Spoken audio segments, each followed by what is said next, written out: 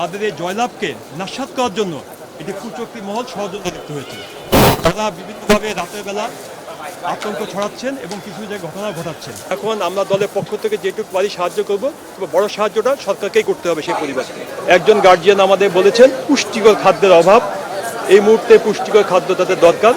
কারণ কি এখানে অনেক পুষ্টিকর খাদ্য না দিলে এখানে অনেক মাংসপেশি পচে গেছে, সেগুলো আবার রিকভারি করতে গেলে উন্নত মানের পুষ্টিকর খাদ্য দরকার।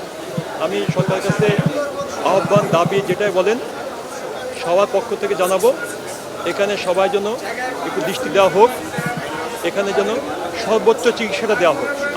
আমাদের ভারপ্রাপ্ত চেয়ারম্যান দেশনায়ক তারেক রহমান আমাদেরকে পাঠিয়েছেন সবার সাথে কথা বলে তাদের রিপোর্ট নিয়ে তার কাছে জানানো। তিনি প্রথম থেকে খোঁজখবর রাখছেন আমাদের ছাত্রলীগ প্রেসিডেন্ট সেক্রেটারির মাধ্যমে, এবং ইতিমধ্যে আমরা যতটা সম্ভব করেছি। এখন আমরা আবার এসেছি এবং আমাদের সাথে আমাদের ডাক্তাররা আছে পিছনে, তারা নোট নিয়েছেন এবং আমরা কালকের থেকে সেই নোট অনুযায়ী তাদেরকে আমাদের সামর্থ্য অনুযায়ী আমরা সহায়তা করার চেষ্টা করব। এবং তাদের পরিবারের সাথে কথা বলেছি, তাদের পরিবারের নাম্বারও আমরা নিয়েছি। তাদের পরিবারকে যাতে আগামীতে পুনর্বাসন করা হয়।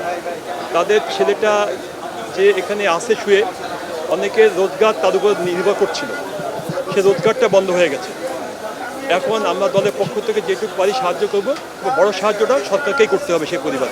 আপনি এই প্রশ্ন করার আগেই আমরা এই প্রশ্ন অনেকবার উত্তর দিয়েছি এবং সেই ব্যাপারে আমরা বিভিন্ন জায়গায় স্টেটমেন্টের মাধ্যমে হোক, প্রশাসনের মাধ্যমে হোক, যদিও আপনারা জানেন যে দেশে এখন পুলিশি ব্যবস্থা ভেঙে পড়েছে, তারাও ঠিকমতো কাজ করতে পারছে না। এই সুযোগে এই যে আমাদের বীর সন্তানরা, আমাদের এই তরুণ প্রজন্ম যে যুদ্ধ করে জয়লাভ ছিনিয়ে আনলো, তাদের এই জয়লাভকে নস্যাৎ করার জন্য এটি কুচক্রী মহল ষড়যন্ত্র লিপ্ত হয়েছে।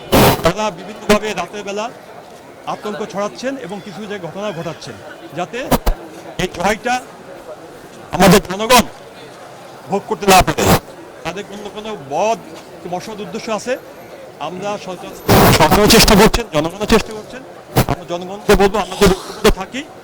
কোনো সন্ত্রাসী গোষ্ঠী, চাঁদাবাজ, দুর্নীতিবাজ যে আসুক না কেন, ঐক্যবদ্ধ থাকলে কোনোভাবেই আমাদেরকে পরাস্ত করতে পারবে না। এখন সবসময় সেটা হয়, আপনারা জানেন যে যখন একটি সরকারের পতন হয়, সেই সরকারের মধ্যে যারা দুর্নীতিবাজ থাকে, যারা নাশকতাকারী থাকে, তাদের তো আসলে কোনো পরিচয় থাকে না। তারা সন্ত্রাসী এবং দুর্নীতিবাজ এবং নাশকতাকারী, তারা সবসময় কোনো না কোনো শেল্টার খোঁজে, কোনো রঙের কাজ করে যায়।